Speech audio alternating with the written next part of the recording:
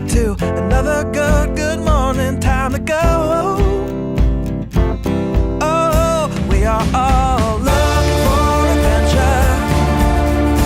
We are all looking for adventure. We are all Welcome back to the 3x5 Live podcast. All right, this podcast, our mission is purpose-driven productivity. Last week, we spoke about longevity, Dan Buettner's work with the Blue Zones, Dr. Walter Longo's work at the University of Southern California on longevity. Yeah. I think I'm going to probably do Dr. Longo's Prolon fast again. I know, I saw you researching it the other day. You said they had some new products out. Yeah, I might have to commit to that live. All right. Hold me to it. I'll do it. Then it'll be a week of misery for you as you watch me suffer. Yes, and be grumpy. Yes, and I'm grumpy and don't want to play with the kids. So this week, we are going to be talking about kind of wellness, mental health wellness, that is. So we've been engaging a lot with corporations, and they've been using and reaching out to us to utilize the cards to address mental wellness for their employees, for their staff, which is a pretty hot topic right now in this era of COVID and, kind of being concerned about your employees' well-being. So we've done some seminars, kicked off purpose-driven productivity masterclasses with them. So we're just going to talk a little bit about mental wellness today and kind of how we're engaging in that topic.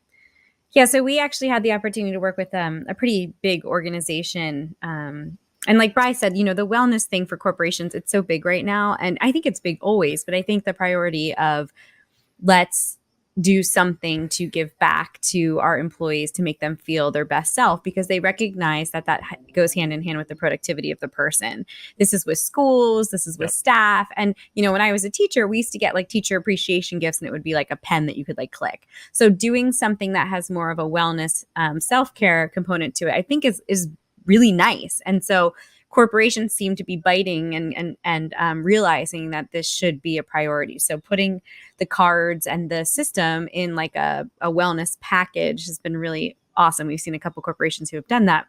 But the piece is also the education piece. Yes. I really felt strongly that if we give the cards to 350 people or 400 people without some type of like, well, why are you using this and what's the science behind it, that we were doing a disservice to them. So I had the opportunity to do a really cool class, a master class with one of the organizations who bought a bulk set of our product last week. And it was awesome.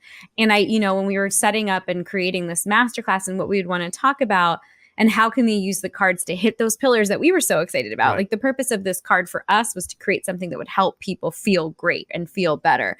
And so when I was talking to them, I looked at the power of group dynamics when it comes to creating a culture of positivity, gratitude, celebrating our wins, creating habits that help eliminate stress. Time management is one of the biggest stress causes of any person, because when we feel like we're overwhelmed, we shut down. And so how are we using the cards to help manage our time?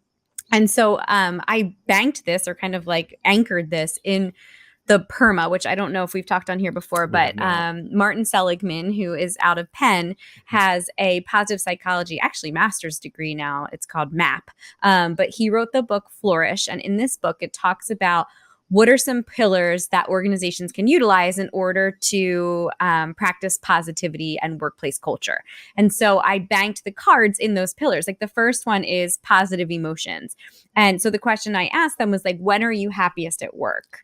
Or, what practices do you have in place so that you are exhibiting positive emotions, which ties perfectly into, when we're looking at the card, the AM gratitude. How are you starting your day with that positivity so that you have that influx of oxytocin and serotonin, you're reducing your cortisol stress hormones, and you're starting your day on the right foot?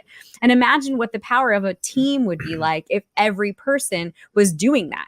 So when they come to work, how one negative comment derails an entire productivity session with a group of people. Yep. So if you have this group of people who's feeling good and feeling fulfilled, and they sit down to solve a problem or work through something, just that mindset shift first thing in the morning can be so, so powerful. The second one was engagement. So, like, how do you utilize your strengths in order to show up at work? And I had them dialogue with their teams about these conversations, because it's fascinating when you sit down with a team and recognize what someone's strengths are and they say it out loud, or when they feel like they're thriving, because you can use that information to double down and even be more productive, because Right. you're tapping into untapped resources.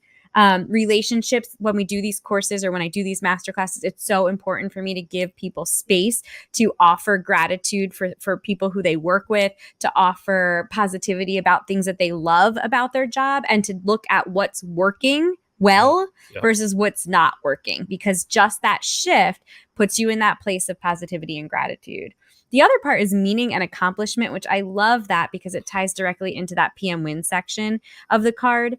When we talk about celebrations, as, even just Bryan and I both celebrating like our wins, it's really powerful when he explains to me, like, this was my highlight of my day. And I do the same thing, or even doing it at the dinner table with our kids. What was your win today? What was something that made you feel really great? So when you do that with the people you work for or with, you're celebrating common goals and common wins, and that sense of like not just moving on to the next thing before recognizing that you just Yes, did which something is super awesome. So big. Right, is huge. And so how are we using that to look at our achievements and to celebrate our achievements? And I loved the conversations that came out of it. The people who were participating, I think that they weren't used to maybe my energy or the way that I had them in breakout rooms and kind of working through some things. But the feedback was really, really great. And I think more than anything, they just appreciated looking at the like zoomed out version of what like their culture in these working teams and organizations kind of felt like.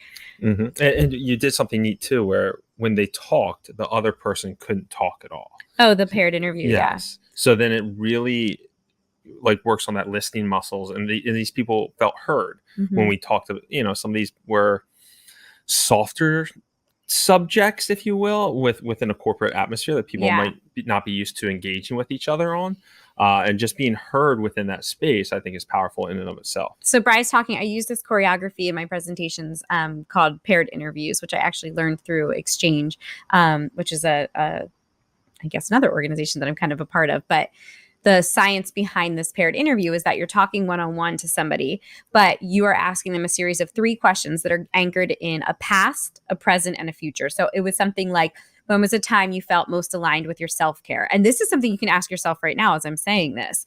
Like, how did that impact your productivity? Because Yes. it is absolutely apparent that when you feel your best, you have all of the energy to do all of the things. And so that is the first piece, is like, get that piece in place and then watch what happens with your productivity. Here we go. Here we go. The question 2 was, what's something that is currently a distraction? That's that time suck. That's that black hole that you get into during your day that's taking away from your productivity and your time. And then that's causing stress for you. And then the third is, 1 year from now, what are we celebrating? What's a win? Which then allows them to create those micro habits that they're working on every single day to reach that future goal. And so these conversations, when they went through it, the speaker talks 1, 2, and 3. And the other person just listens. They can't even like say anything, which is really awkward when you're doing a conversation. But what happens is people start to divulge information that they wouldn't have otherwise, because the conversation doesn't get hijacked.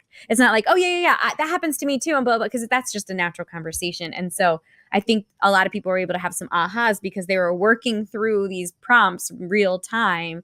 And the feedback from the person is just an acknowledgement and celebration of what they said. Like, oh, I really connected to you when you said. It's a different way to dialogue, and it does not happen in corporations and schools often enough. Yes. So I think that just the opportunity to do that.